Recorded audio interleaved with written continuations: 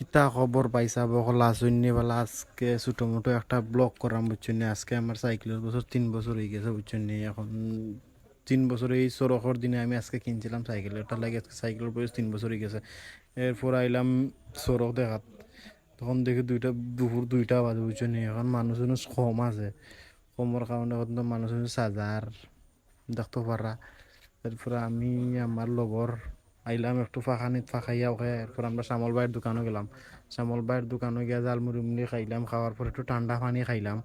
এরপরে বাতি যায়, এখন মাথা গরম, এখন ওগুর পর এখন মানুষ আবার শুরু হওয়ার জায়গা বুঝছেন। যখন 4টা 5টা বাজি গেছে, এখন মানুষের অভাব নয়। এখন দেখতেও পাররা কত মানুষ রে বা, এটা মানুষের জায়গা দেওয়া যান না বুঝছেন নি। এরপরে দেখতেও পারা এখন যত মানুষ রে ভাই, তা অত মানুষ আমরা বাগানোর মানুষের অতটা মানুষ অভাব নয়। এত মানুষ কই থেকে আইছে এখন তুকা পাওয়া যায় না ওরা।